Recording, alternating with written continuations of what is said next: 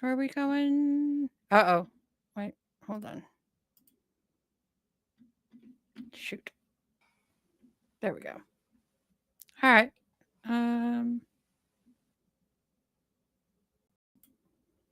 Oh, hey, we're live because I hit the wrong button. Awesome. Wonderful. Hello, everybody. I'm Celtic the Nephew and definitely on my left foot right now. Greetings and welcome to Apocalypse Keys for Cryptids and an Apocalypse. Welcome to a world that is similar to our own, a world where monsters exist but are forced to live in the shadows as the far more numerous and xenophobic humans. Um, live in the shadows of the far more numerous and xenophobic humans. A world where ancient doors of power can connect to other planes and dimensions, where harbingers seek to unlock Doom's door in an effort to initiate another apocalypse. Our players tonight are Omen Class Monsters, the only ones powerful enough to stop the apocalypse. But their power comes from the same darkness as the enemy, and they constantly feel that pull of what the darkness demands. They will rely on the emotional bonds they create with each other to forestall their ruin and save the world.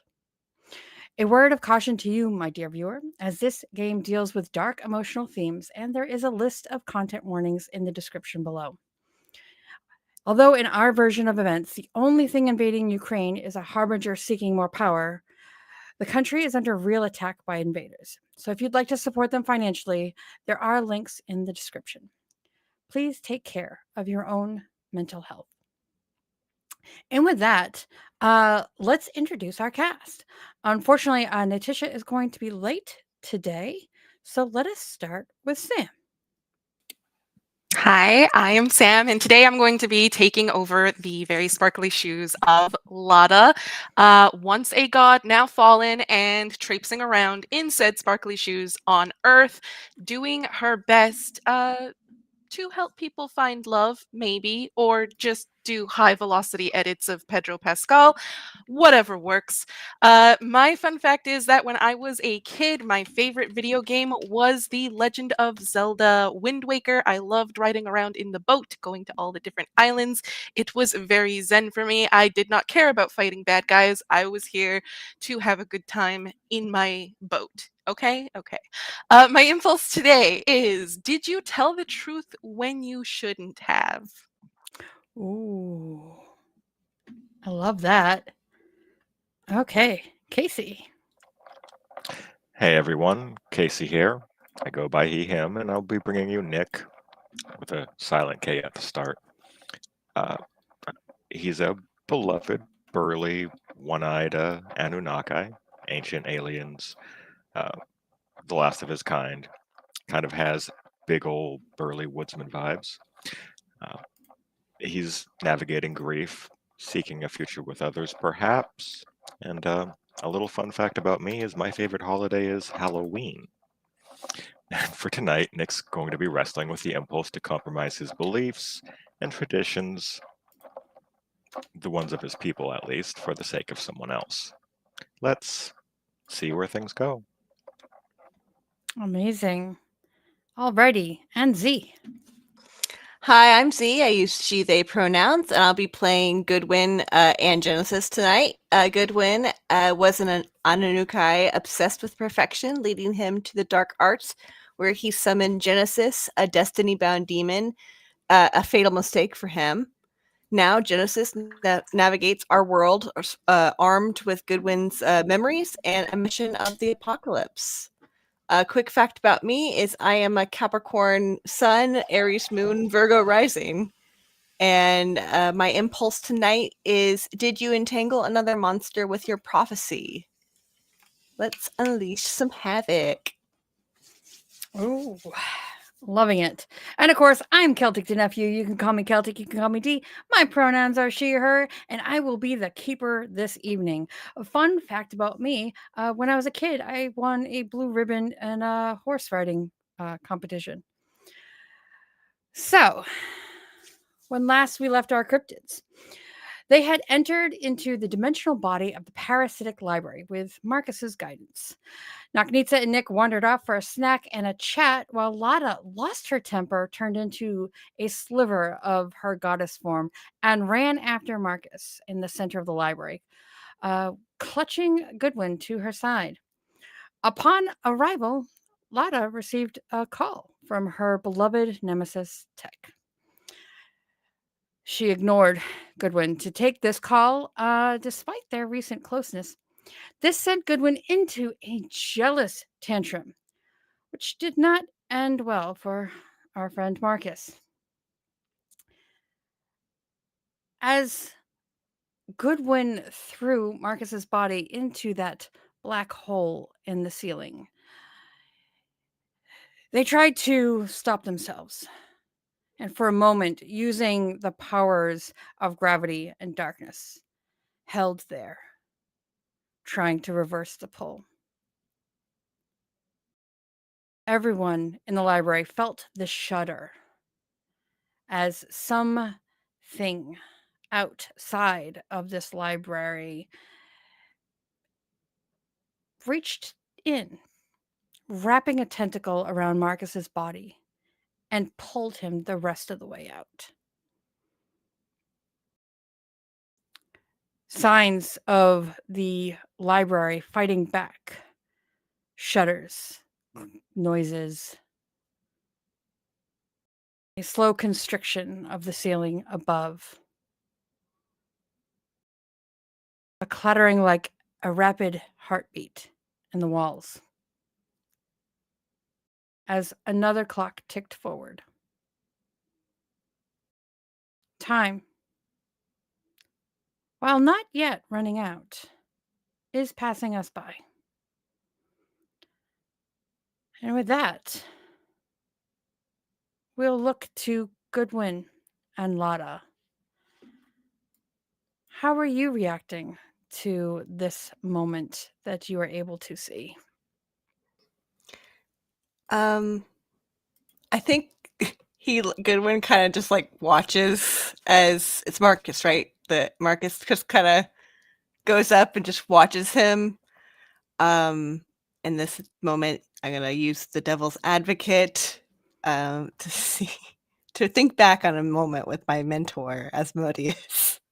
Mm-hmm. Okay, going to give it some tokens.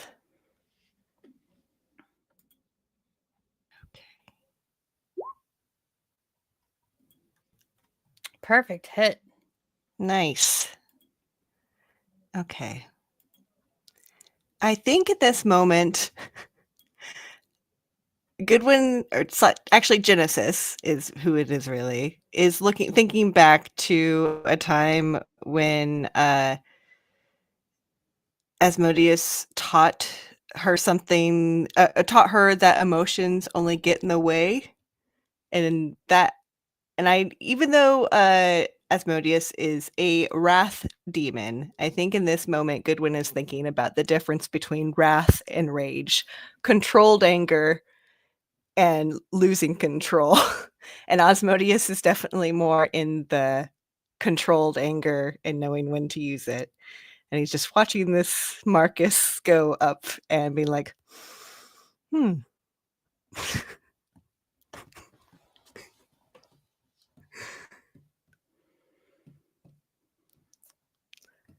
Indeed.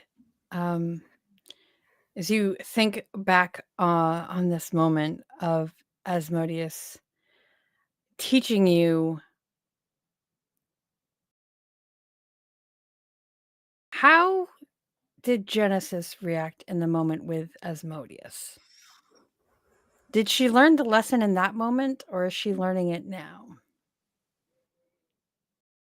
I think that she definitely is resistant, and she's a little bit of a brat when it comes to lessons with Asmodeus. Mhm. And so she did not learn it until this moment, I think, is when she's like, okay, this is real world applications right here. And it was, definitely more in the moment. She was like, yeah, right. It's the same thing. There's no difference between wrath and rage. Okay. That's wonderful. However, my darling, you are still torn between because you have so many darkness tokens. So I know. please, how do you react in this moment, even as you're removing, gaining a better control of your rage?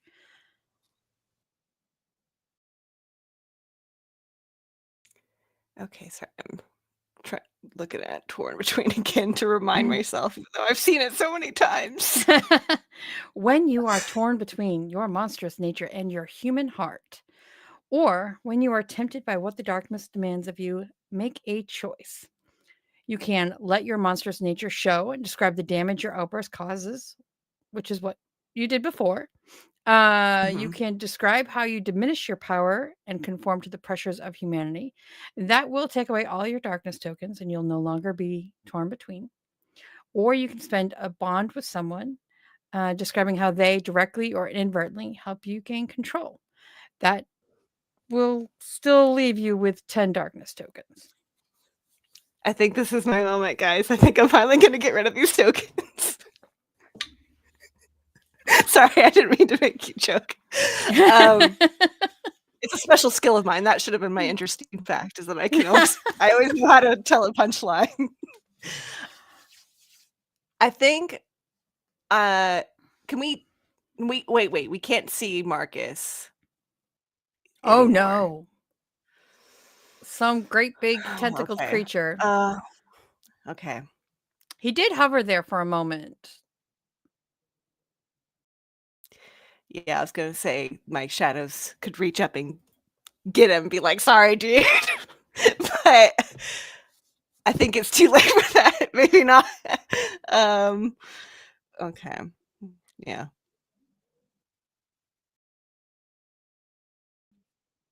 That's the pressure of humanity, though. He's gonna try. He's gonna try and reach up there with his shadows, because that's what a human would do. And genocide Okay. would never. So how is that describe to me how Genesis diminishing her power and conforming to the pressures of humanity? I see it as she is sending her shadows into this magic, and because this magic has such gravitational pull, it begins to suck that power from her as well as she attempts to grasp Marcus and get him out of this situation. And the conforming to humanity is the pressure of knowing that what they just did was wrong, and Goodwin in the back of her mind being like, why did you do that? Like, that was so unnecessary. Marcus did nothing to you. Okay. And you can click that little purple line that says lose all darkness tokens. And that Yay. look at that. Down to 0. And as you press these feelings down, this rage and anger, this just mindless violence that you had been living with for, gosh, probably a couple of hours. You push this down and it almost gets sucked up into the void with your shadows. You feel again that moment of pure love when Lada touched your scars and you could feel the love that is her come into your body, your mind, and your soul. And in that moment, you also kind of hear the laughter of Asmodeus as you are reminded again of your destiny.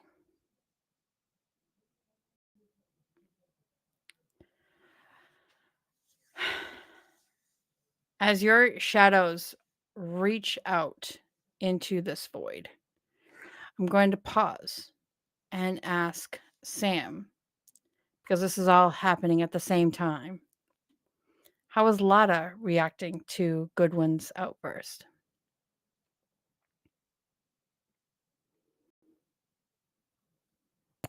I think Lada is basically leaning against like one of the many bookshelves and has essentially just taken on a very nonchalant pose as she's like watching this and waiting to see what'll happen. Um, she's pretty confident that Marcus is gone, but seeing how much Goodwin this seems to matter to Goodwin moves her. So I think she will try to assist. So just to clarify again, what Goodwin slash Genesis has done is like sent up their shadows into the black hole. I think like a tether is kind of how like a I tether. yeah. So with the information that Lada received from Tech, she now has a pretty good idea of like how to try and diminish the black hole a little bit using a certain type of radiation. Hawking. Hawking radiation. So I think that's going to go ahead and be. Is it power through darkness? I think so. I feel like this is a power through darkness kind of situation. I would say so, yeah. Yeah. So she's going to come up behind Goodwin and place her hand on their shoulder and feed them with her power of love to give it that extra oomph. Alrighty. Powering through darkness.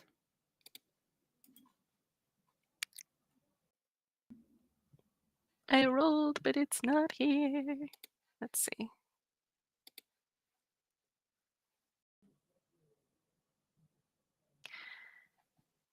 And we will try again. Power through darkness. Spend and roll. Eh. Nice. A perfect hit. Oh, yeah. You use your powers with great precision and effect, changing the situation before you. Additionally, the keeper may offer you a reprieve, a golden opportunity, or a bond with someone. What is the keeper off? Oh, do I get to choose one of those three things, or are you going to tell me which of those three things I get? I would like at first for you to describe to me how your powers combined saves Marcus from this tentacled creature. Okay. So Lada's coming up just kind of next to Goodwin, and she's like, "You really want this? This is what you really want?" I mean, I've got this far. And she'll be like, "Okay." So she will push like this very pretty, sparkly 80s neon pink light into Goodwin, and it infuses their shadow to be more of like a hard light situation, so not just ephemeral shadow, but more of like a very strange and intricate combination of light and dark, probably unlike anything we've ever seen before. And it emboldens the reach. It gives you more reach. You can go further because you are encouraged, you are cradled by Lada's love as she pushes you to be your best in this moment. She is saying, even if you fail, I will still love you. No matter what you do here, I will still love you. You can succeed, that will be fantastic, but if you fail, you will still mean the world to me.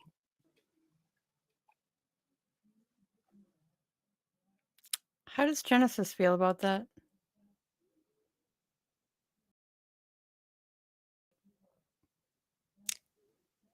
I think she shrinks back from it at first.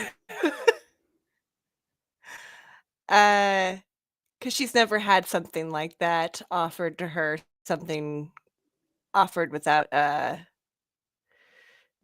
equal exchange, without the punishment of failure.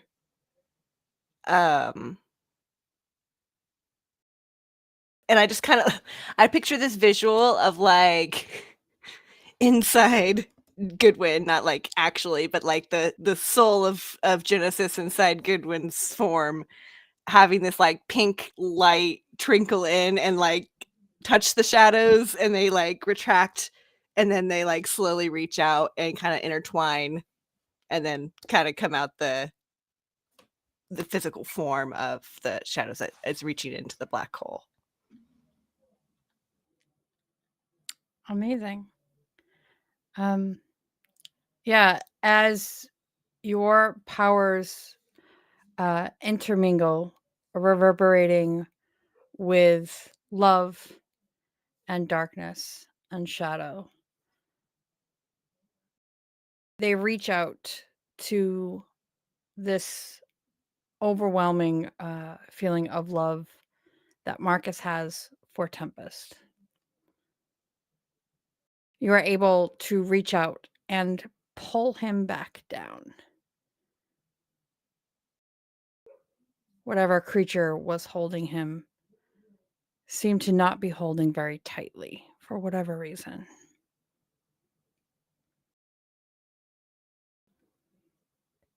It's almost like it had wandered off.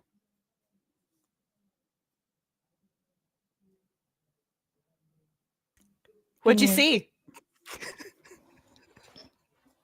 Are you asking Marcus? Yeah, he like plops down in the books, all like, and immediately, yeah, Goodwin is like, "What'd you see?" I totally had a plan.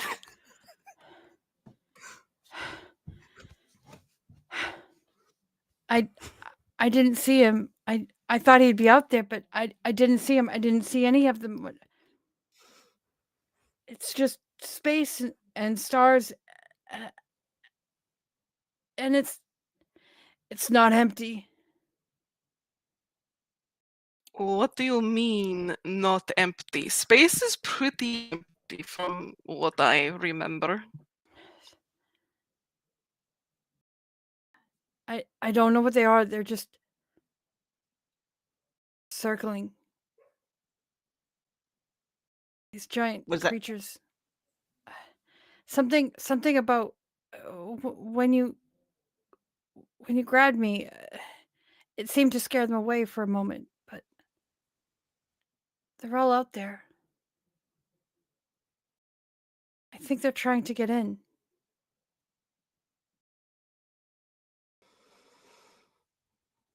Okay, well, I mean, Earth is pretty big.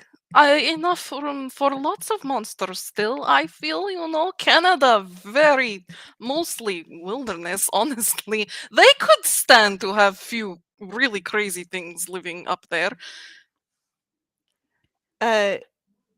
would Goodwin have do these tentacle things look like the Leviathan things that are after Nick? Yeah, if you go into your memory, Goodwin's memory would definitely have seen sights, sounds of the destruction of their planet to great space living Leviathan like creatures. Yeah, with that memory, I think Goodwin would look a lot at me like, I don't know. I think we don't want to be messing with these guys.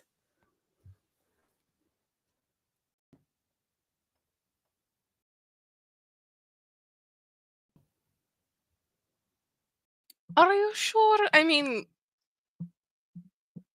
You know what? I was going to say something about the tentacles and the fan fiction, but we'll leave it alone.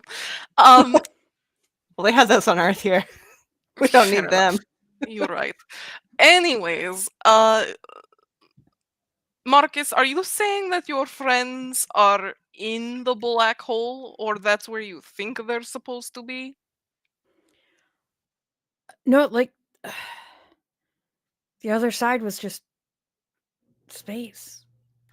Right. So what I'm saying is, how are you taking this new information? You know, other side is just space filled with big monsters. How sure are you that your friends are even still alive? I'm not. Okay, and how is emotional state in that case? Not good, I would imagine. He You just starts keening and wailing in just okay. utter heartbreak and pain. Yeah, that's what I was a little bit worried about. So Marcus, I'm going to need you, and she like puts her hand kind of like very gently palms his face, and she's kind of like, I'm going to need you to snap out of this, please. And like just shoves a lot of like this emotional manipulation into like, you need to keep it together while we're in here, buddy. Like I need you to get it together. Mm-hmm. Yeah. So, I mean, that calms him, uh, in a way. Um, but you know, y- you can still feel that heartbreak within him. Yeah. She like gives him a pat on the cheek, all like, I know, buddy. But if you could get back up on your feet, we could deal with library and who knows, maybe little shred of hope still left. And then she kind of whips her head around to Goodwin and she's like, are you finished with the dramatics? Uh, you see for like a split second, like a second of a smirk, and then he instantly turns around, arms crossed, and he says, I don't know.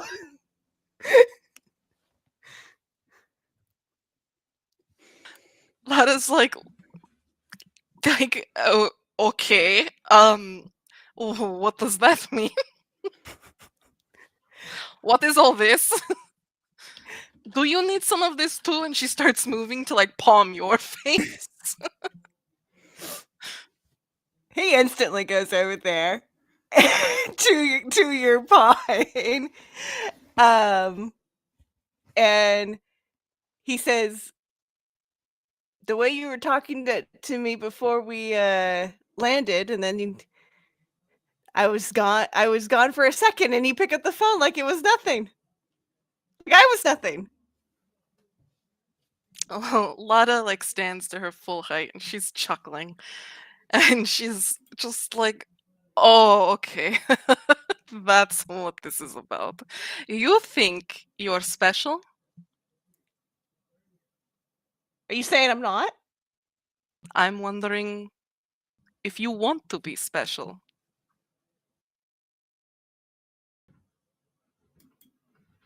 I think he turns around again and he says, maybe I want to be special to you. Wow, you are really easy, you know that? You might want to work on that. And she like leans down like right next to your face. And she like whispers in Goodwin's ear and she's like, you really want to be special to me? I don't know how Asmodeus might feel about that. He knocks a bunch of books off his shelf. um, well, that's not really any of his business, is it? And her eyes like start to get very, very bright, like to the point where you can't see pupils. It's just like pink light pouring out of her eyes as she leans even closer and starts like brushing her lips against Goodwin's cheek as she's like, "Are you sure this is what you want?" He turns around and kisses her. Oh! He's a lust demon. She's surprised. She thought she had you a little bit more like on the back foot. And she's like, she pulls away at first and she's like, okay. And kisses you again, but now we're gonna activate "This is the blood of my covenant." So you, Goodwin, will no longer belong to Asmodeus. Lada is claiming Goodwin as a part of her, I guess it's a pantheon? Like, no, not a pantheon, but you know, like a god, and then they have their Domain. domain. There we go. Yeah, you're a part of Lada's domain. So as she's kissing you, Goodwin will start to feel that love, but instead of it being fleeting when she pulls away, it stays. So you have a couple of options, but I think we wanted the one where you get a new move. Okay, so thinking about that, I'm gonna take the rune, and you, Goodwin, will now permanently be able to just break anybody's heart just by looking at them. And I I love mean, I don't mean emotionally. Well, perhaps, yeah, both. You could do both. You can go for the emotional heartbreak in any moment at any point in time, or you can literally break someone's heart just by looking at them. I love that. And so like Lada like runs, like she pulls away from the kiss and she stands up to her full height, and she runs her ruby claws through Goodwin's hair, and from now on, Goodwin, you belong to me. And as part of my domain, I bless you with the power to break hearts. And she like runs a claw along your cheek, and she's like, those eyes, you know, they're really going to be heartbreakers. Yeah, he gets to his appearance changes, right, with this move. Yeah, Yes. as she runs the claw along your cheek, your pupils will change to be heart shaped like hers. And Yeah, whatever I think other changes you want. Yeah, go ahead. Yeah, I was gonna say, I think like his eyes are normally like a glowing yellow, golden yellow, and so I think like this encroaching love just kind of forces the pupils into a heart shape with like magenta color on the outside and then the golden color on the inside, with like the heart being a gold heart. And then like I think his the black veining on his scar gets overtaken by a magenta color on his chest.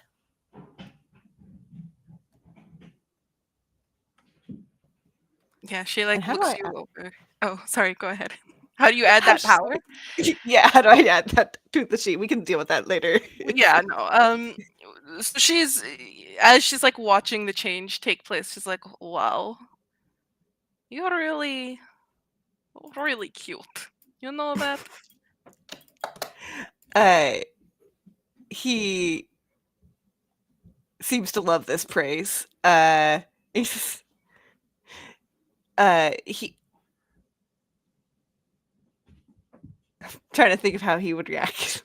He's going through a lot of emotions right now. Oh, let's make it harder then. She like Yeah. pats him on the head. She's like, "Good boy," and then starts to walk away. He falls to his knees. He was already thinking about it, and then that happened. And he says, "I worship at your feet." She looks over her shoulder. She's like, "That's great. I really love that. We can really work with that. Once we get back to base. But for right now, if you could stay on your feet and keep moving, I would really appreciate getting the hell out of here." Yeah, he's up and next to you and walking. He's like, "Yes, ma'am." And like Lada beckons to Marcus, so like, "Come on, Marcus, my little sad boy. Look at you, you're so sad." He's a very sad boy right now. Amazing. So as you start to walk away, Lada, I'm curious. Does this change how you feel for Goodwin in any way?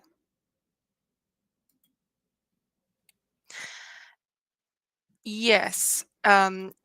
She was protective of Goodwin before because they were on the same team, and Lada's just generally like, we should be protective of each other. That's just common sense. But now she feels very much like this person is important to me. On a level where like you really are a step. You're not just part of her domain, you are a symbol of her divinity that is clawing its way back from the ashes. You are the first spark of her getting her full power back and actually becoming a god again. Which is something that is beyond the realm of mortal love to understand.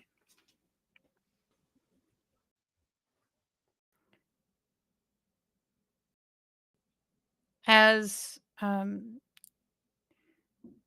you turn to walk away and you can feel the presence of Goodwin in your heart, the way you can feel your followers. But Genesis is different. And there's just that little more strength there. And a little bit of, you can feel Genesis desire. And you can also feel love. Genesis, as you follow Lada's heels,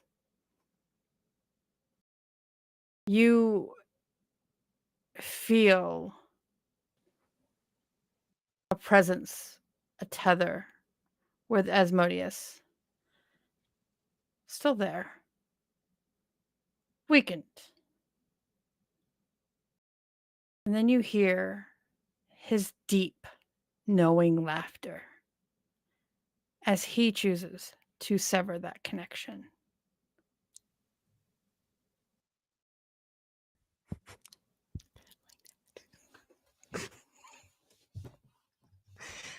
But what's that to worry about? When you have the love of a goddess on your side, and for the first time, feeling true love.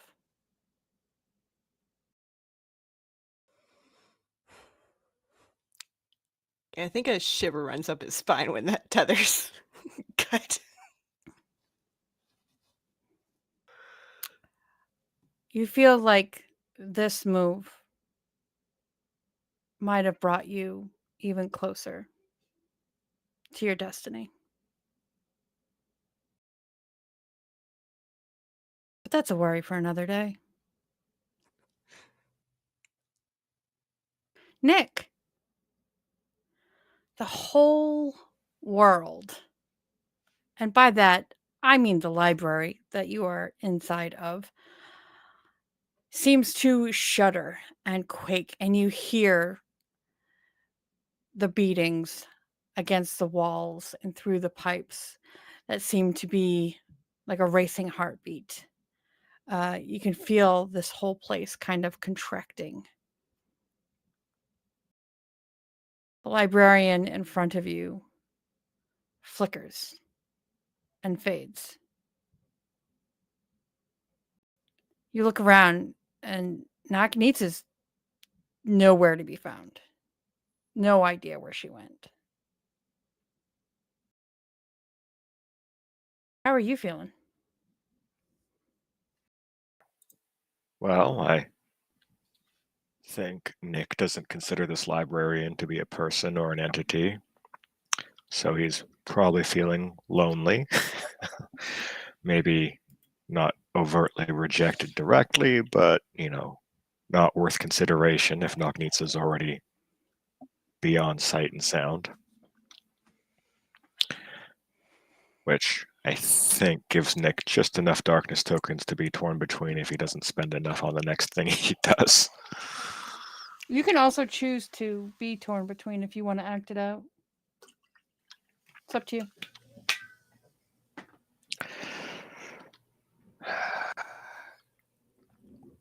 Kind of feel like messing with the librarian a bit in a fit of being,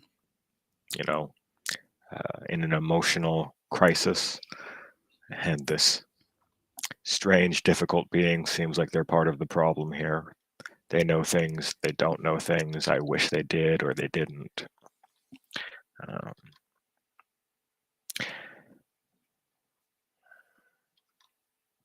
I'm just struggling a little bit to think about if there's any real ancient knowledge here. I mean, it is a library. Yeah, but it What could kind of be a knowledge are you looking for? poser library. It's just modern lit. It's just modern lit. Or all the books are just empty. Or they're all like just diaries of like a 12-year-old. Today, Mom made me eat broccoli casserole. They're just dream journals.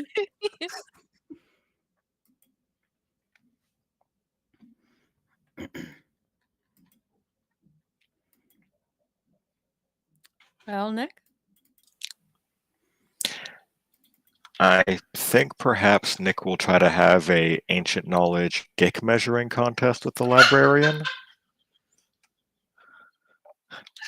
Being all like, if you're a librarian, you should know some things. Like, just gets a little mansplainy, maybe. Uh-huh. This is why Goodwin had a superiority complex. It's an Anunnaki trait. Yeah, I think I'm going to try to use ashes to ashes to recall ancient knowledge. And kind of in that, one person always tells the truth, one person always lies. Like there's a riddle here that you're trying to ask a secret question to get the correct answer from. Mm-hmm. I think Nick's trying to bait the librarian into explaining the genesis or the origin here of the library. Perhaps, something more complex can be gleaned than, oh, it's allergic to fire, but what is literally a poison or something, what did this come from? What does it not like? I'm going to try rolling some darkness tokens here. Oh, a perfect hit. Good stuff. Oh my god. Okay. So I think Nick, waxes back to when his people were alive. His wife was still a paragon of intellectual breakthroughs and creative endeavors and things like that. Being we captured these creatures, we bred those creatures, we brought these over from another dimension. Do you have anything even remotely comparable to ancient beings, weird creatures, etc.? Perhaps, do you know your own creation? Do you remember being conceived?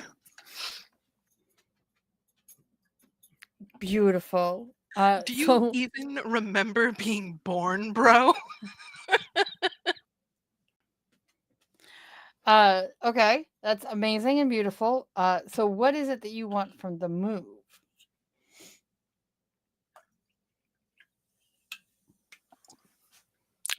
I suppose if I can get the keeper to answer a question, it'll be something like, what is the origin of the parasitic library? Oh. Is it, from this solar system or somewhere even further abroad? Oh. All right. That's a great question. And because my thing lets me pick a second ability off this list, I'm just going to briefly snag a Power of Darkness from another playbook. Once again, the Shade. Just going to get some supernatural strength and speed. A 2-for-1, I think. For now. Alrighty. Cool. So, what you find as this librarian is glitching in and out is that this is a semi-sentient creature, interdimensional entity. It feeds on knowledge and secrets, and it travels through space-time. It will just latch on to locations that have great knowledge, eat until it's satiated, and then travel away again. It can chill, out in the universe pretty much anywhere. It's been all kinds of places, and it has all sorts of knowledge.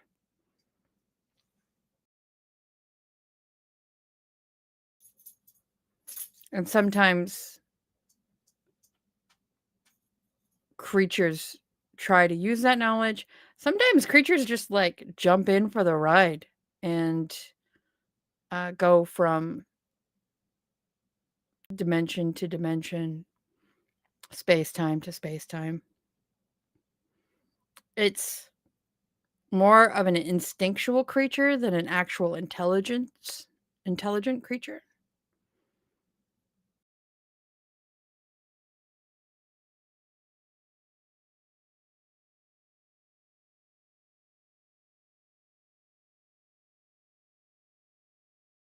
Does that answer all your questions? Yeah, I think that's good. I suppose then if I can try, I think this other move for Shaped by Despair lets me do something even on a miss, but I have to unleash the dark. Kind of feel like trying to antagonize the library itself to make it think I'm a succulent rare piece of candy or something. Because, if I can then leave, I might be able to lure it somewhere to a third location. That classic thing of don't follow someone to a tertiary place. You are full of cookies. Maybe it turns out the library's lactose intolerant. Then he'll definitely eat it. Yeah, Nick already has flight speed and time distortion, and now he's even faster. I'm like, I don't know if it would be considered a threat for Nick to speed run through the library, flipping through every book, every page, being all like, nothing in this, trash, nothing in this, trash. Oh, I've read this before, it's basic. My wife wrote this. Just maybe trying to find if there's actually anything of value or if this place is all empty calories of knowledge. Mm-hmm. Just be mean, disrespectful, loud in the library. Mm-hmm. So I will say Nick wouldn't know this, but above table, the library is currently being torn apart by a black hole. You're gonna have to do something more than run through the library and throw books around to get its attention.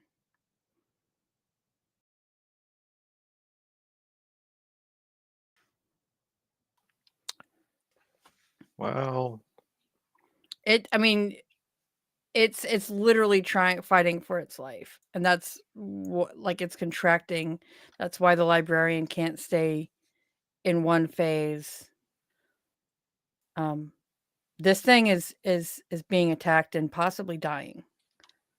So okay. I mean, I think maybe in that case, the other move I have is Tower of Isolation. It's hidden away on Earth, a fortress with things. It has two features that I picked a couple sessions ago. One is a containment system, and the other is weapons of a great enemy. If I can somehow convince this library that what I have here at this Tower of Isolation is things that literally fight these leviathans or provide you with something that actually harms it instead of just having to flee for your life. mhm. Perhaps I can take this stuff that is like embedded and ensconced away in a vault of my people and, you know, give it to some strange monstrous thing that's a threat, which would probably be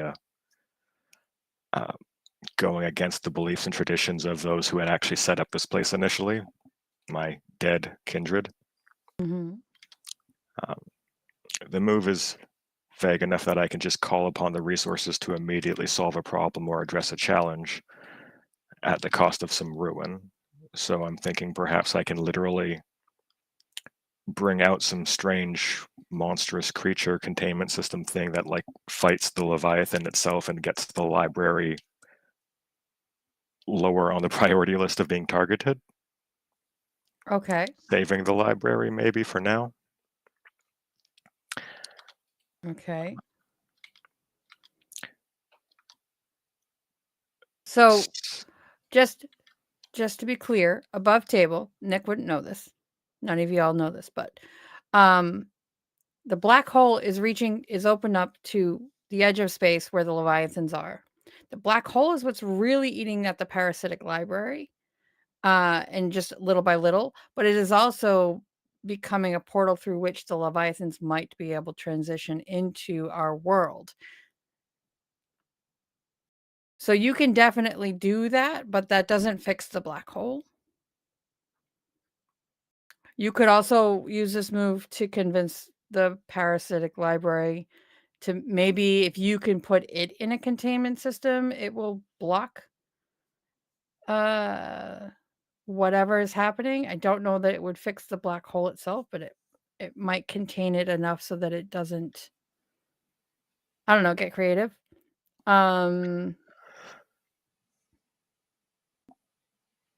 I mean, you can also do that and like have it a great weapon attack the leviathans and buy you more time. I think simpler here would be for me to take 2 points of ruin to like ignore the traditions of my people and maybe just put the black hole into a containment system, like it's shrunk down, there's some time dilation, it'll still be the fullness of a black hole. It's just instead of it having a time distortion effect, that's kind of reversed in on itself, so it's kind of in a pocket dimension for a little while, at least as long as this lasts. Sure. But we're not supposed to mess with black holes because they're the source of the end of all things, I suppose. The only thing that truly destroys knowledge, light, from which nothing is retrievable normally. Looks over to Goodwin and Lotta off screen.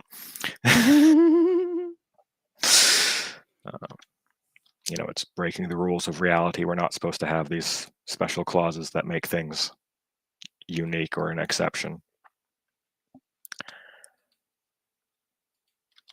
Okay. So yeah, I'm going to ignore traditions and call on these resources, I guess, and put the black hole in a pocket dimension for now. Alrighty. Cool. And you also get one more feature to add to your tower. I will be adding that.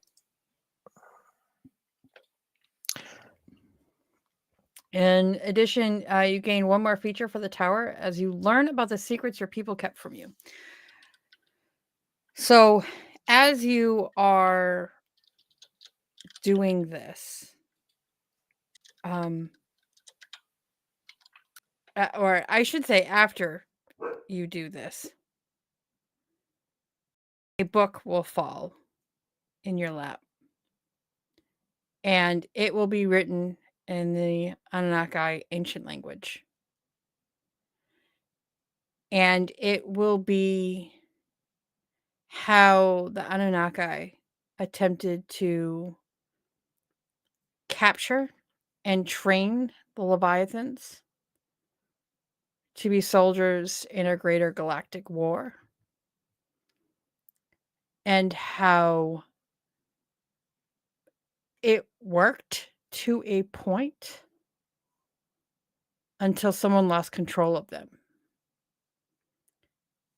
And now these ancient creatures are still out there and are still wanting to feed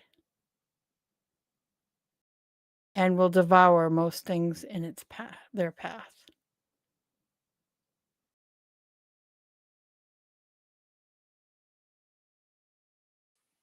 And as you contain this whole and send that containment back to your Tower of temp- isolation. tower of isolation, thank you.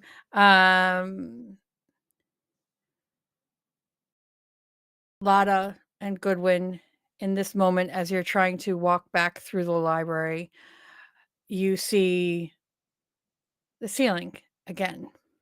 That noise and vacuum and suction is gone. Marcus almost collapses with the change. You're not really sure why. The black hole is gone. The body of the library seems to expand a little bit. And we are going to take our break.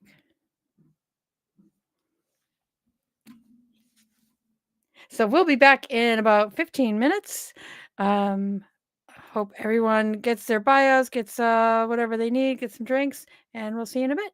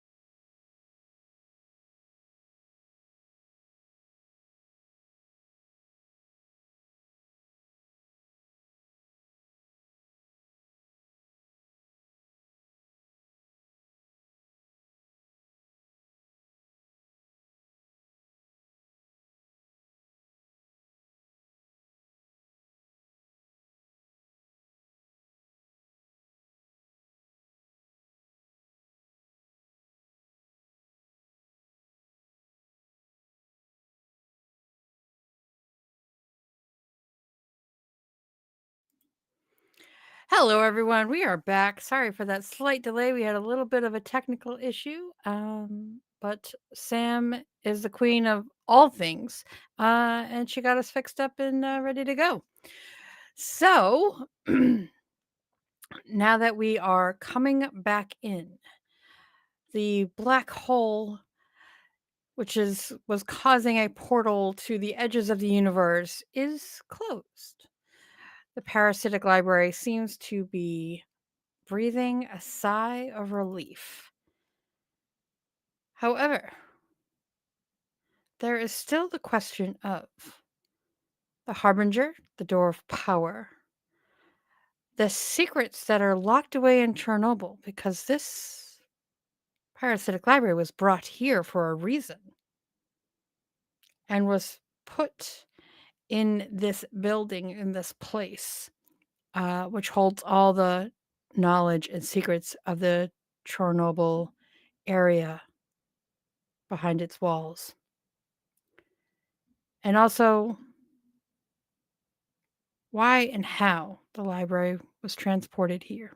And maybe who. You think it's Marcus. It seems like it was definitely Marcus. Why did he do it? All these mysteries and more. Well, we're back in Apocalypse Keys. So, what are y'all doing?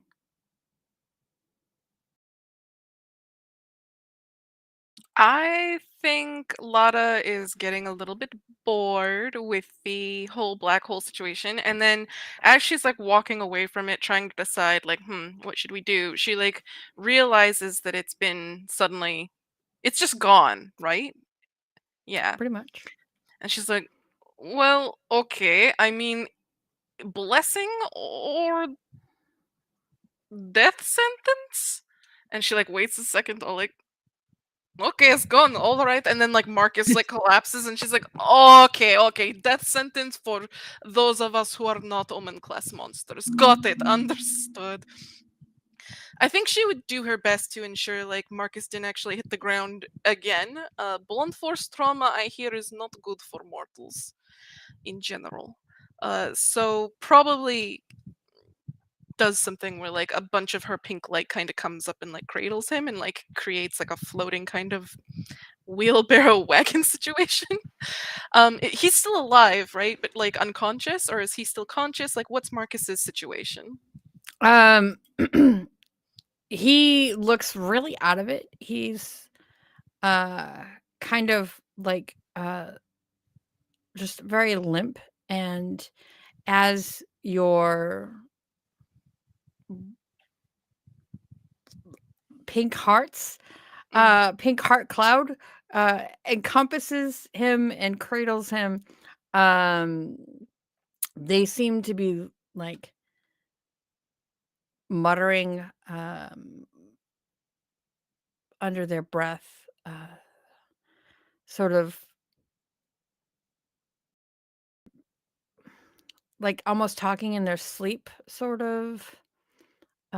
So just kind of on that line, on that veil between conscious and unconscious. They're not making any sense. Yeah, so Lotta's very much like as like Marcus is talking, they're talking, she's like, yes, okay, good, yes, as she kind of gives Marcus a once over to ensure like they're not actively bleeding or anything like that, like not bleeding from the ears, nose, or mouth, or you know. No, but it seemed like all the strength was taken out of them. Okay, you just rest, Marcus. You just rest, and like the cloud will just follow her, like while cradling Marcus. And she kind of looks over to Goodwin, and she's like, "Have you ever seen anything like this before? Like well, something inside of you has been to hell." She's like, "Do they have weird libraries that move around and have black holes in them in hell? Seems like something you would find in hell, to be honest." I mean, honestly, probably at one level or another. There's probably I haven't been everywhere in hell. Unless we're there now. Are we there now? He gets a little freaked No. out. Chernobyl would be good place for gate to hell. Like if it was me and I was going to put a gate to hell somewhere, would definitely be where something very bad happened. Or like there was enough energy to rip a hole through dimensions.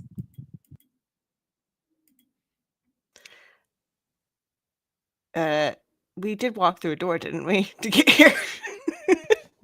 Yeah, like big door. Was very annoying door. Remember we had to use Marcus to even Yeah. find the door. That's right. Yeah. It feels pretty hellish. It could be hell. Fair enough. And Lada just kind of starts like just picks up a random book off a shelf as she walks past and opens it. I'm like, what the hell is in here anyways? Haha, what the hell? Get it?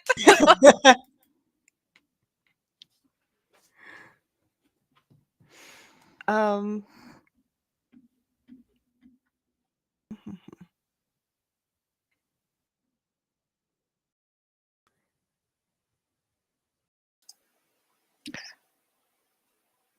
I suppose if the general immediate havoc has stopped, Nick is the one who shows up to this scene because it's easier for him to just race around the library looking for Noknitsa and then finding these two first. 3 with Marcus. Mm.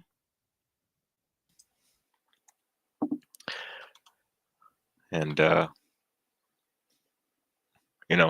Nick will be seeing this cloud with Marcus floating on it, following Lotta, and, we all look a little more different, probably a little more ragged, or high on life. Gonna be like looking at Marcus and then looking to Lotta and being like, do you want me to like speed him up so he can grieve really, really fast? Well, if that worked, why didn't you do it to yourself? You've clearly never met a woman like my wife.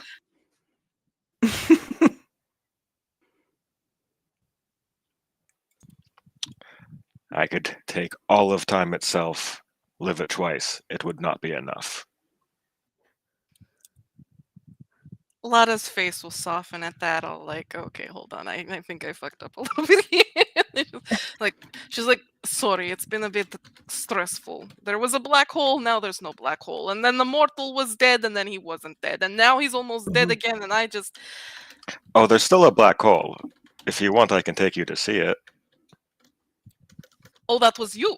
You did something to the black hole. Well, I shouldn't have, but yes. You shouldn't have done something to the I mean, black hole.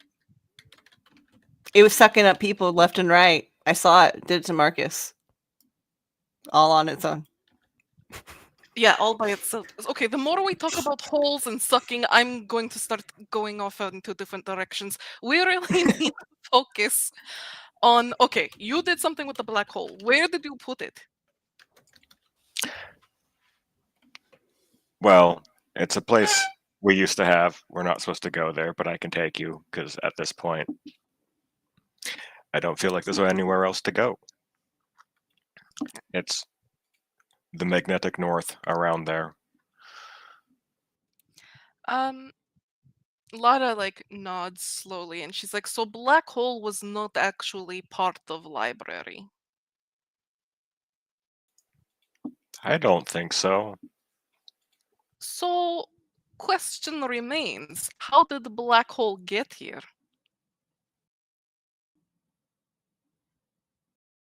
Looks to Marcus. Yeah, Marcus seemed pretty convinced that his friends were on the other side of the black hole, but then he tripped and fell 20 feet in the air and went through the black hole. And we got him back, no problem. Was not difficult at all. Was very easy. Goodwin really came through. A very, very big hero. Anyways, when we got Marcus back, Marcus was all like, friends not in black hole started to have breakdown. I fix, no problem. You're welcome. But also said big monsters on other side, something about tentacles, I believe. Mm-hmm. Yeah, they looked familiar. You're familiar with tentacles, yes, Nick? A few times in a few places, yes. So what do you know of big tentacles that come from space and try to get in places that are too small? Well, I think if Nick still has the book on hand, he just gestures to it and says, apparently my people tried to domesticate things to that description. Like all intelligent beings are wont to do, to cause harm and suffering and inflict war on others. I think it's like wild war dogs at this point would be the human equivalent. We trained them to be hungry, and I think I lost Noknitsa somewhere on the way because they might be able to speak the same language. Okay, that makes sense. Something big, tentacly, and hungry in black hole. Our small, feathery No, wait, she doesn't have tentacles, right? No, she has antennae. Same thing. She has the Oh tongue yeah, thing. the tongue might as well be tentacles. So, what I am hearing is Noknitsa probably friends with things inside black hole. Yes? No. I don't know. Seems like a stretch. Both are very hungry. Predators of a feather. Or of a Alright. tentacle. Of a tentacle, indeed. Okay, well, to be completely honest, I am getting a little bored. So, and she just starts like. She sends out a pulse and she is looking for signs of not necessarily life, but love. And I'm going to grasp for keys, thinking that, like, if this is a place of knowledge, then something that isn't knowledge something alive should have a love or a want or a desire or a lust, whether that be for like another person or a thing or a goal. And that's what she's looking for, is anything tied to a drive, a Okay. passion. Sure.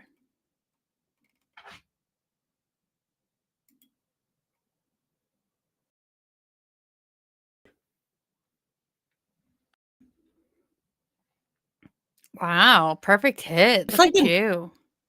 It's like the night of perfect hits. It do be like that sometimes. Okay. Hmm. Okay. We'll go with this one.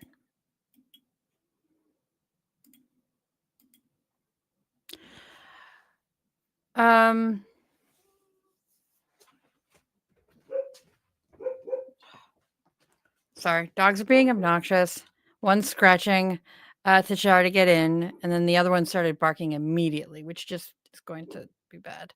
So, all right. So, as you send your love throughout the building, searching or creature searching for love, you do feel another creature in this area.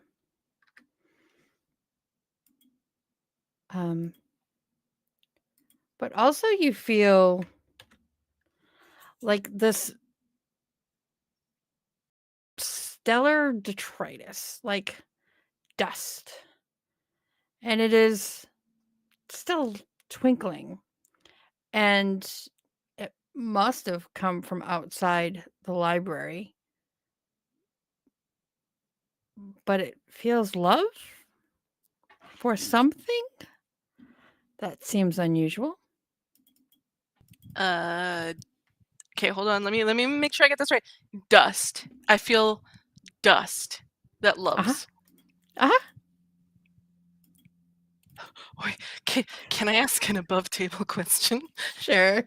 Is it spores? It might be spores. There we go. All right, let's get it. My guess was dust bunnies. Dust bunny's also good. Mm-hmm, mm-hmm, mm-hmm.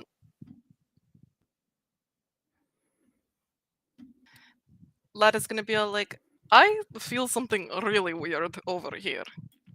And she'll like become 12 feet tall again and be like, motion to Goodwin if Goodwin would like to get back into their premium position under her right arm. Mm-hmm. And like looks at Nico like, you need a ride, Grandpa? No, I'm good.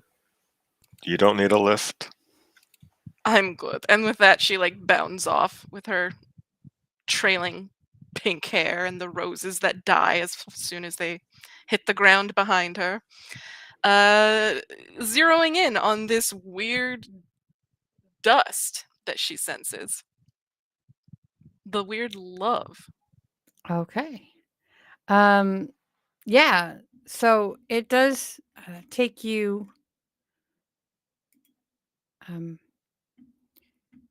through some winding corridors and halls that seem to have been damaged. The bookshelves seem to change and move as you are traveling through them.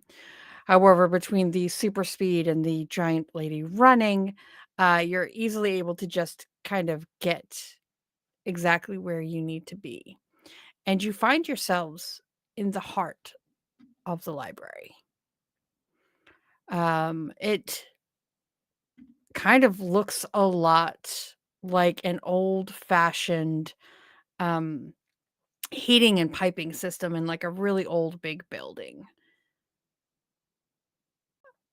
You can hear like the clanking and pressure, almost like the heartbeat of the library in this space.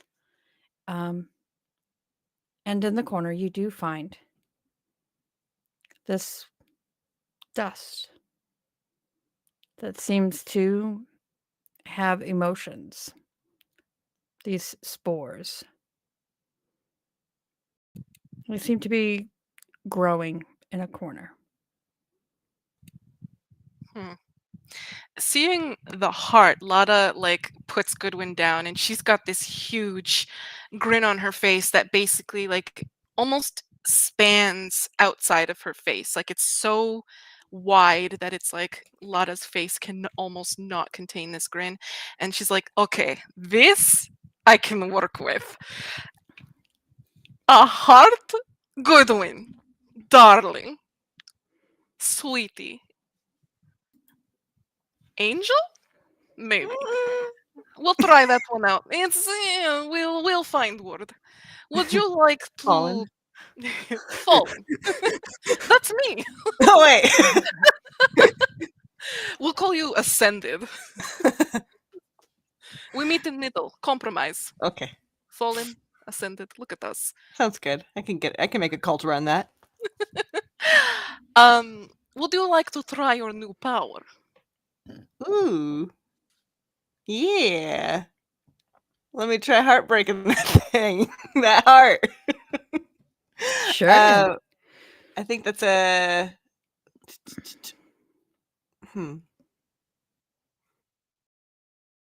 Well, I know you said it with a look, but I also have this thing where sometimes I get angry, where I can unleash the dark through anger and violence, where I can literally kick this heart to break it.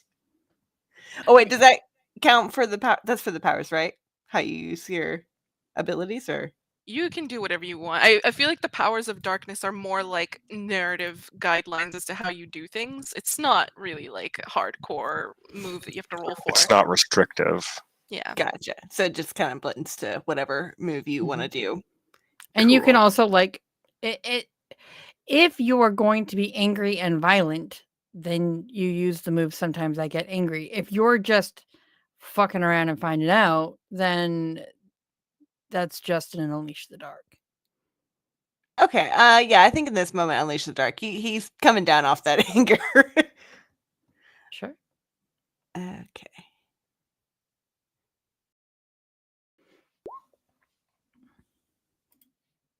Ooh. Ooh, that Because I is said that. Because I said we had a good score.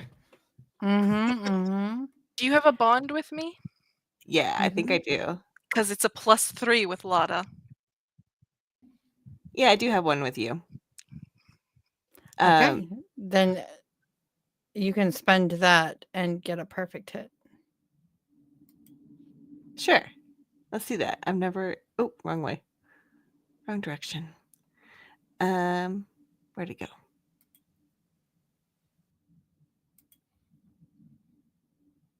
Do I have to do anything specific other than mark it down that I've used it? There is Well, go ahead. everybody's going to help at once. So when you look at it at the roll on your sheet, it'll say last roll, and do you want to spend bonds? It'll say spend bonds ? And you click that, and then you Oh, choose which bond to spend, and you only choose one. But that one automatic, if it's from Lada, it automatically becomes a +3. oh, I see. Okay.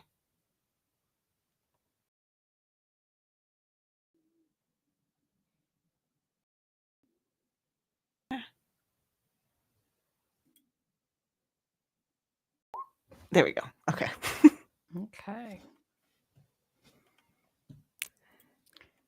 So that makes it a perfect hit.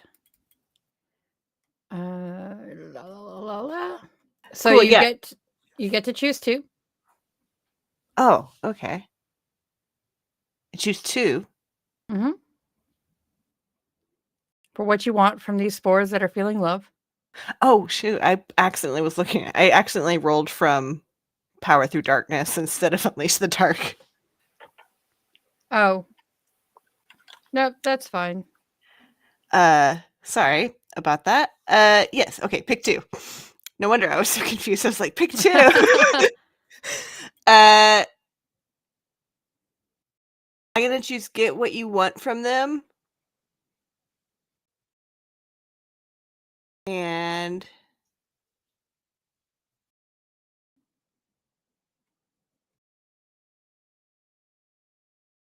expose a weakness or flaw. Sure. I'd like to know what you want to get from them and what. Yeah. So let's start with that. So we found these. They're a mushroom that is shaped like a heart. This is the key that we found, right?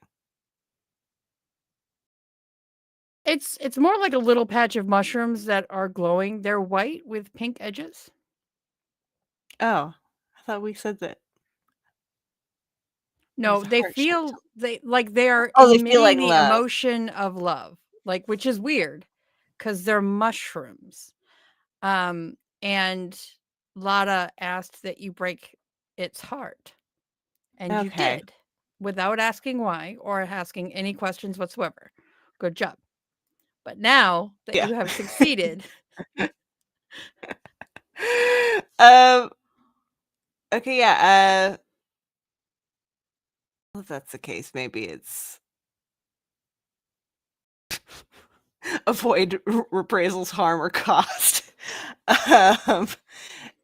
And I do still like the expose a weakness or flaw with these mushrooms and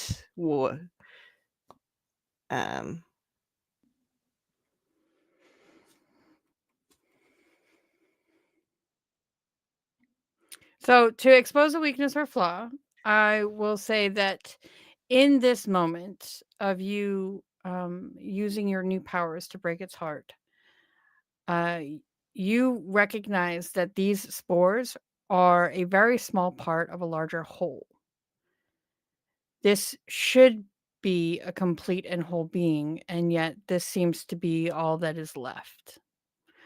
So, weakness or flaw, um, you could crush it easily. They are spores. They are almost nothing to creatures such as yourselves. And what was your Okay. other choice? Oh, I said avoid reprisals, harm, or cost, but I was thinking for some reason I was stomping on them, but no. Either No, way. yeah. I mean, yeah, if you're stomping on them, you also you are crushing them. There are more spores that kind of float up into the air, but they don't seem to poison you or attack you or anything like that. Yeah, Goodwin's gonna be like, I think this is part of something bigger, or it used to be at least. Is it still growing, Celtic? Even though it's been stomped on, does it still seem to be trying to grow? I think generally speaking, that is something that would take time to figure out. I will say that Lotta feels it is much weaker. That feeling of love is much, much weaker. Whether or not it can come back from that, you don't know.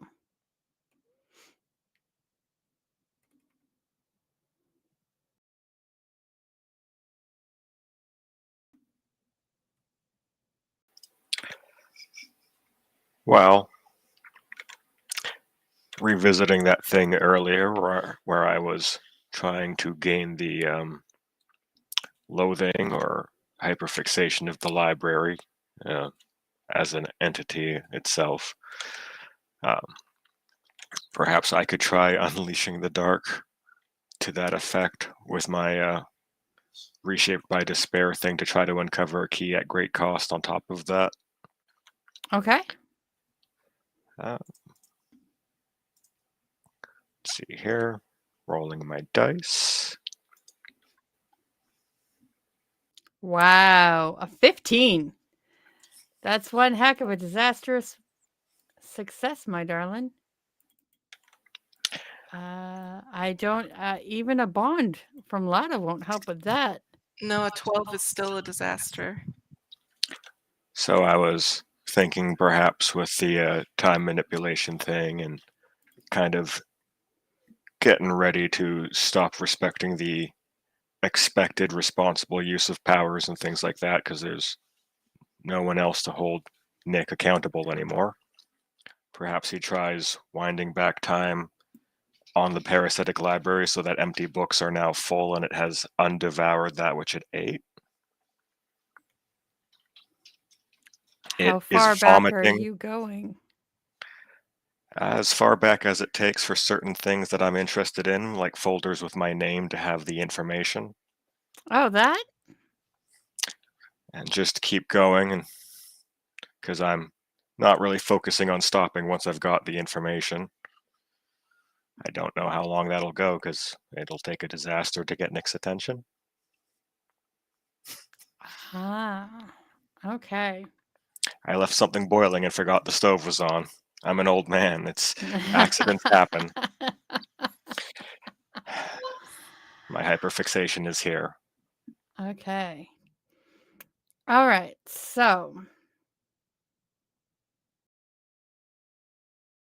Yeah, I'm amazing. trying to Okay. uncover a key at great cost, so please tell me.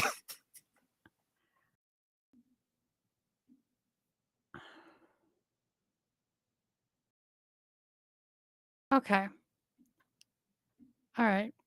Sorry, this is highly unexpected. So, you are going to recover a key.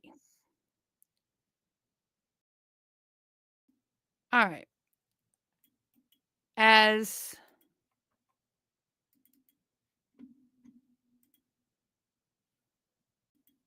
you are doing this,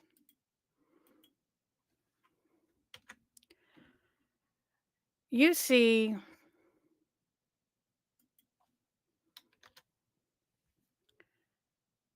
all around you, shadows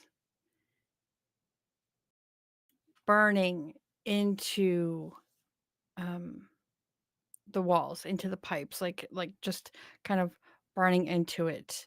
And it is showing a scene of fighting and conflict.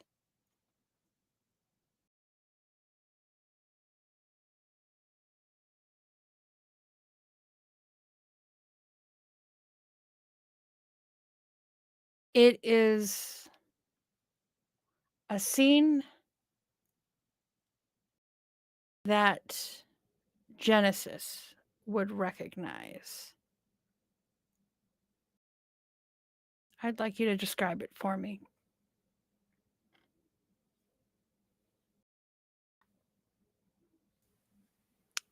E or Z? Z. This is a battle scene, you said? Yeah, it's some sort of fight that is being burned into the sides of like into the piping, into the wall, as time is moving backwards. It's almost like a charcoal rubbing of something that happened Here? Or just something that happened? something that happened. Okay. It could be something that happened here, or it could be some sort of knowledge that the library has absorbed. Yeah, I think that it is describing or showing a past apocalypse that had happened, and it was one where there were no Omen class demons and like us or Omen class people there, and was just a bunch of humans doing their best and teaming together and fighting against this harbinger to try and stop it, and fighting to the death. And it happened so long ago, it's not even in the history books really, usually, except for a place like this. And once the parasitic library eats knowledge, it does disappear from the books and minds of the people who lived it. So as you see this flickering on the wall and kind of burning in, and as time passes, you see these little mushrooms that you just squashed kind of rise up and then get crushed back down again and then become spores and then flow into the tubes. And as Nick goes, the books come back. Well, first, the black hole returns. You all feel that suction. And it sits there for what seems to be an interminably long time, despite the way time is moving quickly. And as it goes through, you hear a noise and you see flashes of light and you feel this everything around you shuddering, flickering, like electricity running through the pipes. And then that vacuum goes away. And you hear shouting. You hear commotion. And then you see those spores coming back out of the tubing, of the piping, and slowly forming into a very tall woman Pale skin, white hair, pink tips. And she runs down the hall as time keeps moving, keeps flowing.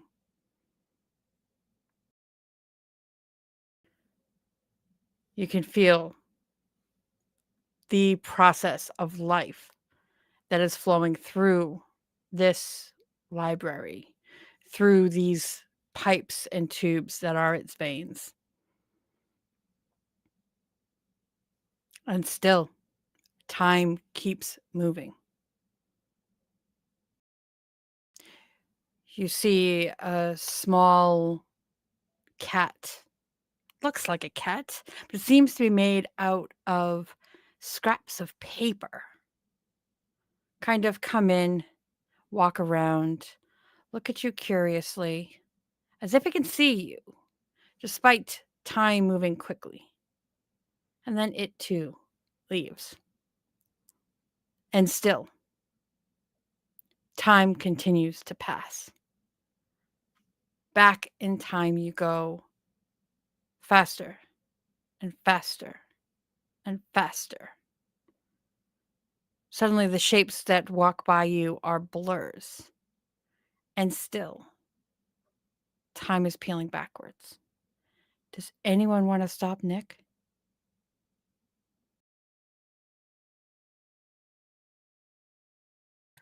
I think after the cat, Lotta, because like sensing that the cat, the fact that the cat seems to be able to see us is incredibly intriguing, and we seem to have passed the point of the black hole's creation.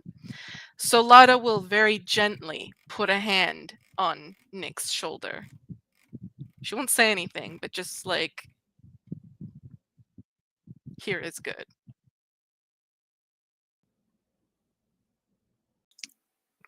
All right, I suppose with the physical contact that might snap Nick out of his like kind of reverie that he's lost in or whatever. And like he'll turn to look at Lotta with his now salt and pepper gone to like full white, like one single shade. All hair everywhere is now devoid of color like a polar bear. He kind of like, oh right, like he's been driving this car and he like slows down from like going 10 times the speed limit. I was just thinking when your Uber driver goes too far and you're like, hey, can you stop?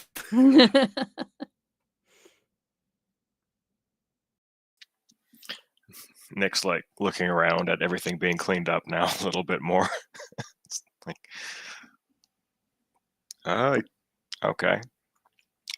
Sorry, Lotta. Sorry, Goodwin, Genesis. Is Marcus still with us? That's a good question. Is Marcus still with us? He is? A- as we knew them to be? Have they changed at all? Um, so they've been protected by your cloud still? Yeah.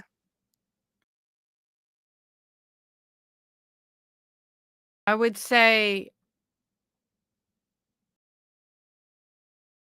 they seem weaker and fragile. But they kind of looked that way when they laid down in the first place. Now, instead of the muttering and the desire to like that kind of like um fit of a state in between waking and sleeping, he just seems to be sleeping peacefully. Do you want to wake him up and check on him? Might be best just to leave him.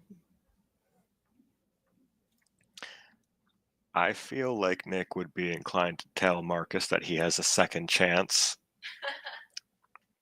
If he really wants to save this Tempest person, he might be able to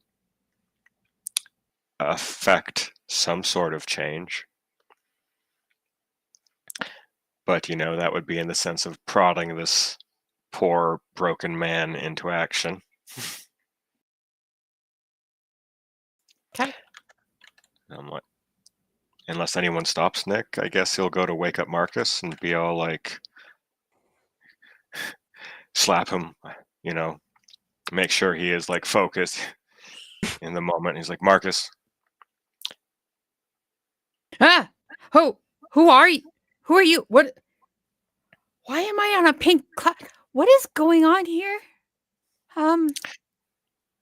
Marcus, Yeah. you care for Tempest? You want to save him? Tempest? I haven't seen Tempest in ages. What are you talking about? I suppose Nick will try to vaguely explain what his understanding of this is, that he was changed into a creature possessed by powers, friends were killed, and he was searching to save them. None of that rings a bell? I mean, you all seem to be like very upstanding monsters. Very I'm just a casual employee of division, paper pusher really. I don't go on missions with no. That doesn't happen anymore. No. Anymore? Really, Marcus? Do you think that's the only thing in your future? We have turned back time for you, and you seem to have turn back lost time. all doubt. Yes. You turn Things have back happened. time. I don't think division approves of time reversal.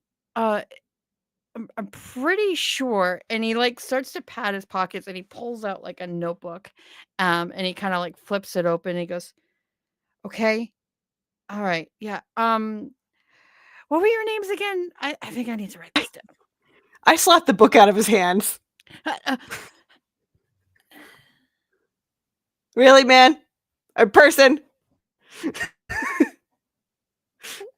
Now's not the time. Okay. Easy there. All right. Yeah, I'll put my pen away. It's okay. Let me make a phone call and I can get you all any help you need. Any help you need whatsoever. So The like commander. Go ahead. Lada's gonna crouch down and like be like face to face with Are you Marcus. still your like 12-foot Oh tall yeah, giant red ruby teeth? yeah, Okay. All right, she cool. sure is. Cool. Awesome. And she tilts her head and she goes, Marcus, I believe, and let me start again.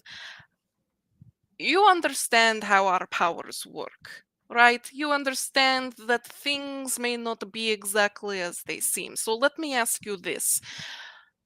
What purpose would we have to lie to you in terms of saying that things went badly with Tempest to a point where you yourself were very different from how you appear now?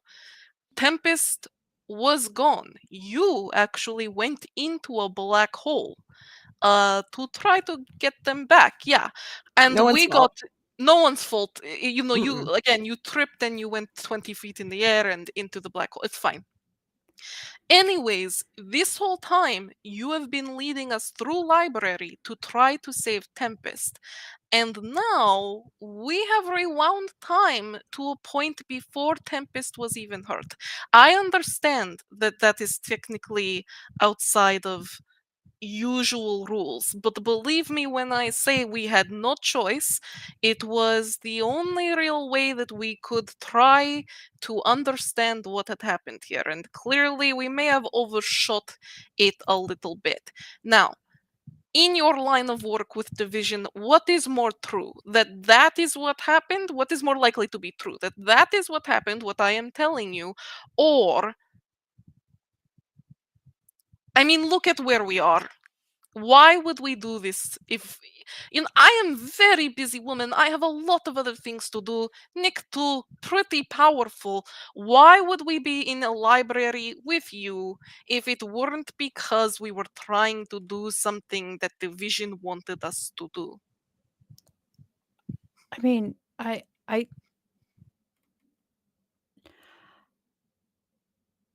he just turns and he looks at Nick and he says, I mean, if you want to save Tempest, we can go back farther.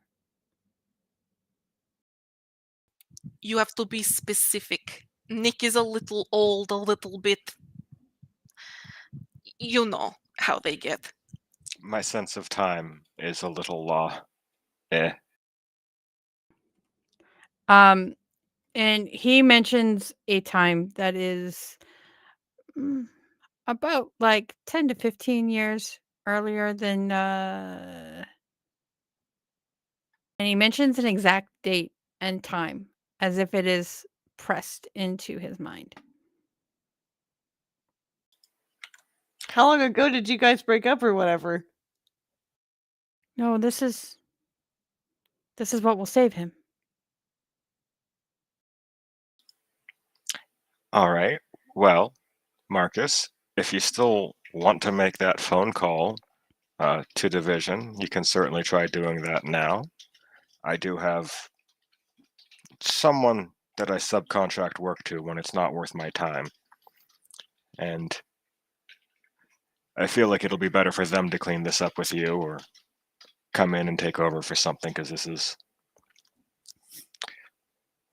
clearly been handled at this point. If you want me that date, just write it down on one of these scraps of paper as Nick rips something out of a book, just so I don't forget. You should call yourself. He writes down the exact date and time and place and hands it to you. All right, Marcus. Well, here's to you never having the future you had.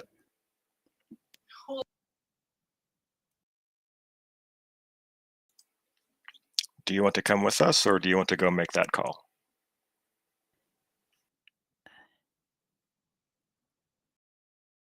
So if I call Division, you're not going to help Tempest? No, if you go call Division, I'll go help Tempest. Yeah, I want you to help You're gonna- Tempest. All right. You're not going to step outside to make that call? Because I don't think you get reception in here. Outside. Looks to Lotta. Are we in like a basement of some weird building? We are in library, but believe me when I say is not like any other library. I have a theory that technically this library is in hell, because it is. Honestly, I'm not having fun. But then again, maybe hell would be fun. Maybe we're in heaven. For all I know, this could be some weird, very. I don't know where we are, Marcus, to be honest. And if you think you can find your way out of here, by all means, carry on. But I guarantee, just based on what I've seen, if you leave us, you will very likely spend the rest of your days wandering this place.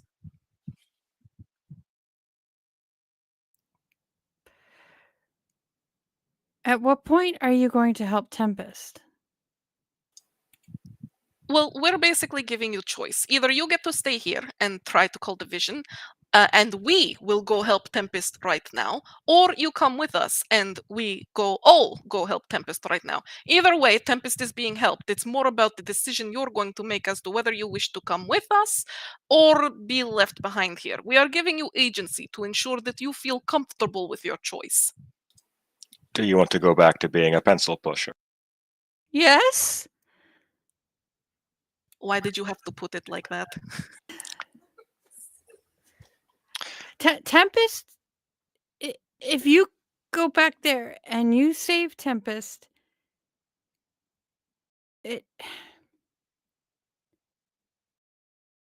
he will never forgive me. But he will be safe. And that's what matters.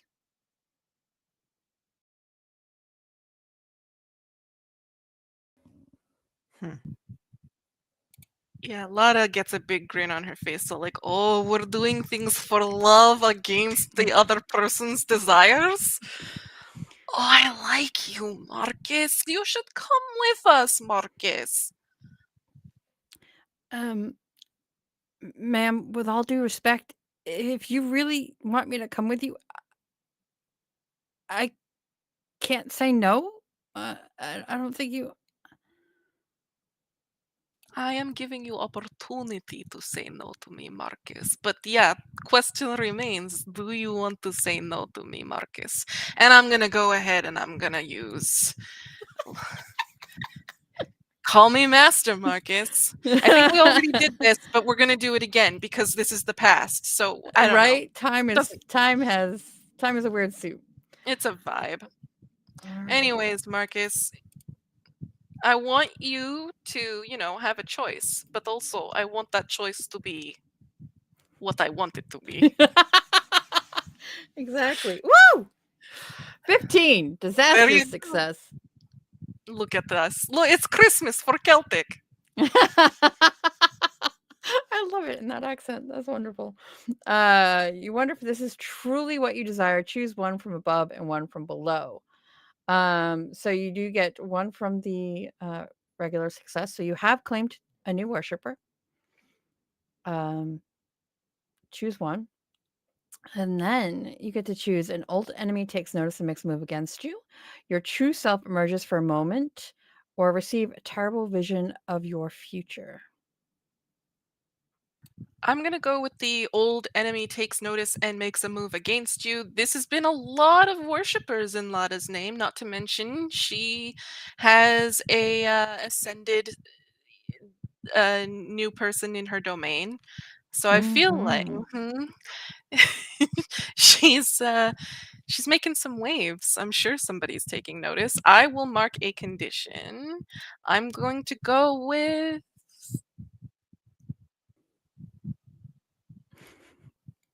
Do it. lustful. I knew it.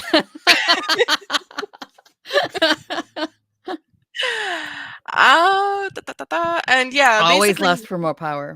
you got it. Lusting for more power. And yeah, this is very much, this is another worshipper. Here I'm getting double worshiper from same person. Honestly, it's very lucrative. Uh we're taking one step closer back to our divinity. Things are going so well for us. And I'm going to go ahead and lean into Marcus and into Marcus's ear. Go ahead and say, I know you really want to come with me. Just say yes. Please take me with you. I need to go with you. And she pops back up and grins at Nick and she's like, okay, we're ready to go. Okay. I have a question for you. Sam, do you have an enemy in mind? Oh, you know who I have in mind. Okay. All right. Um All right, let me think about that. You all please have a conversation about where you're taking Marcus.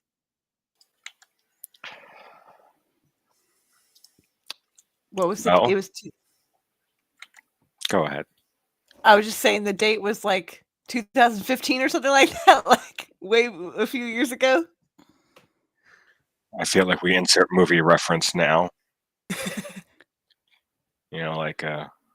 The time traveler party that Bill Gates hosted or something like that. Or some sort of Einstein, Tesla special relevant date, something like that. Oh, yeah. Some topical movie reference in the last couple decades. I'm trying to think of what came out that year. I don't know. I honestly don't remember. But above table, the date is the day that Tempest was changed.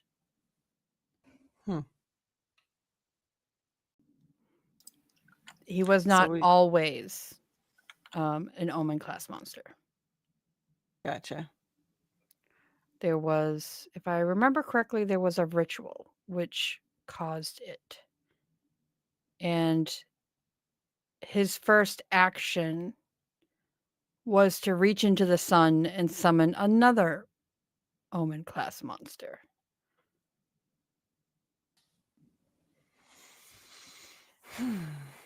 So,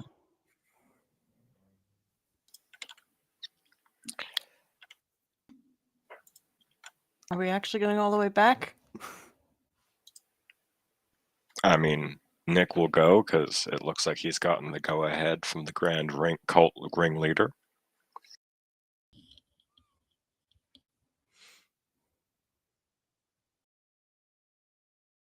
oh, I didn't hear that last bit. I'm just thinking, other than that, Nick can like try harassing Marcus because he's an angry old man with a gruff persona. Or That's I can going to like, go on real well. maybe talk with Genesis about some of the weapons that were left over from, our people's displacement and refugee status to Earth. Perhaps we should go back to the like ice fishing hunting sack that is the isolation tower and grab some of those fancy weapons of a great enemy.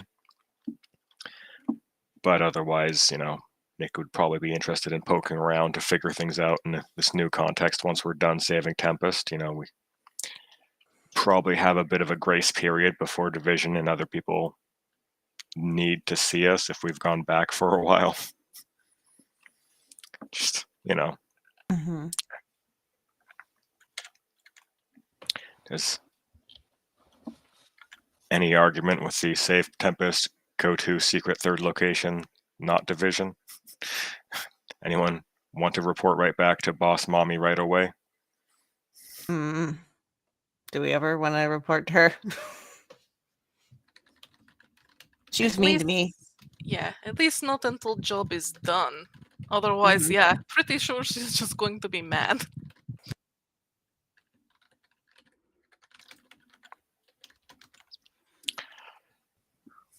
Well,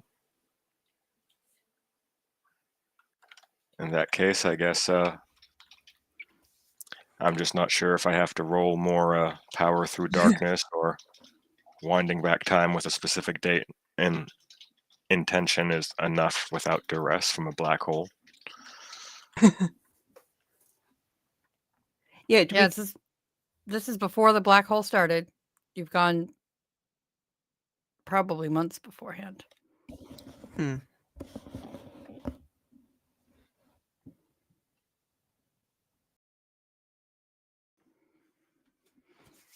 Okay. So are you I'm sorry. Was a decision made? Because I was still half my brain is thinking about the repercussions for Lotta's move. Oh, that's perfectly fine. I was just saying, like, Grandpa's all like, all right, the road trip is we go here, just a quick little stopover to save Tempest, no big deal, no repercussions or paradoxes. And then we go back to the cabin, the ice fishing sack or something like that. Yeah.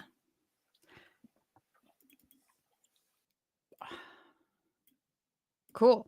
And so are you all exiting the library?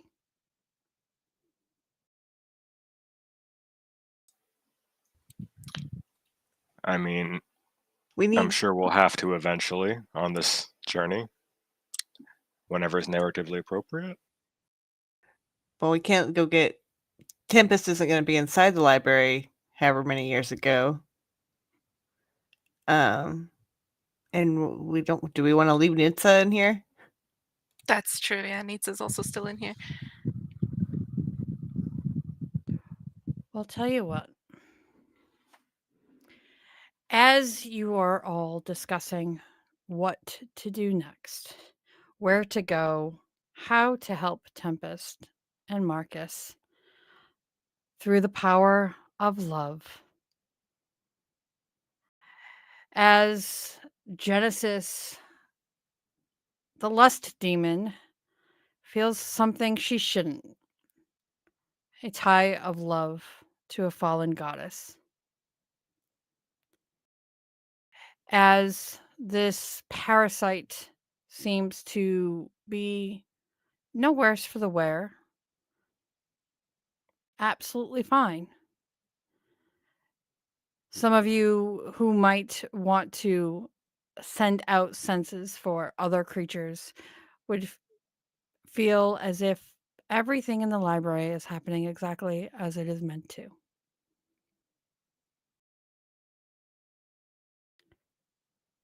Even as you are there, wandering back through the halls, leaving the heart of the library, you feel memories kind of coming up to the surface and then just fading away. Doesn't seem too important.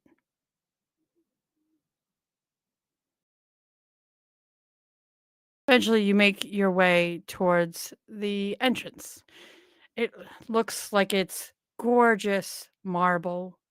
You see the librarian behind the desk kind of look up. Hello, can I help you?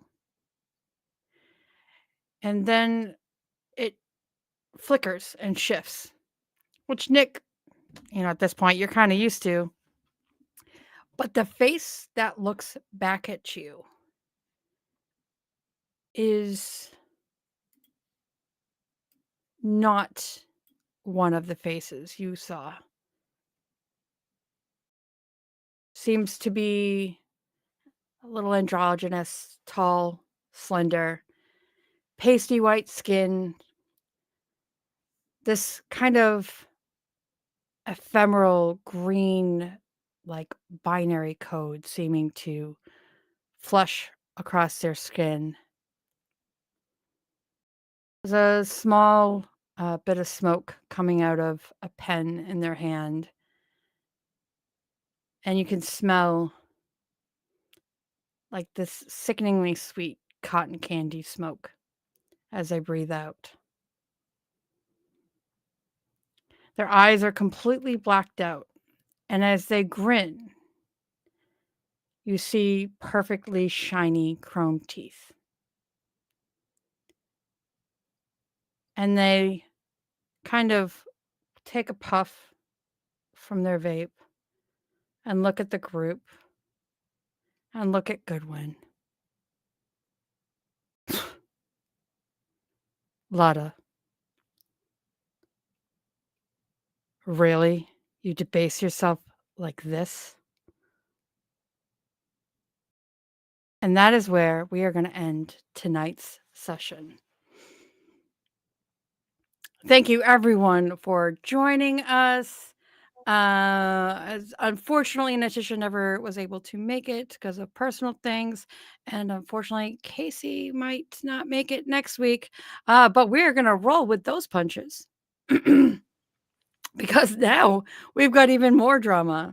Our two young lovers, newly chosen pair, might have some conflict from an ex. Current hubby? I don't know. We'll find out next week. Why don't we say goodbye to everyone? Let's start it with Z. That was a crazy ride, guys. And I had so much fun and can't wait to see you guys next week. Okay. Casey. I had a great time this week. I hope to find out vicariously how this ends next week, what happens with these friends and coworkers of mine in and out of game. Thank you for joining us, everyone, on this journey. I'll see you next week, hopefully a little bit. Amazing. Sam. Thank you so much for traipsing around in Lada's pink shoes, pink sparkly heels with me. Though I think right now we've got some big ruby talons going on. I'm really excited to find out how things go next week. So please do join us because it really seems like things are about to take off emotionally, spiritually, physically, maybe. Who knows? But yeah, thank you for joining us. And I've been your keeper tonight. I'm Celtic to Nephew, and you can follow me on all the socials at Celtic to Nephew. And if you want to play an amazing game like this with us, you can click my Start Playing link. And more games are coming up on the schedule soon. Thank you very much, everyone. Have a wonderful night.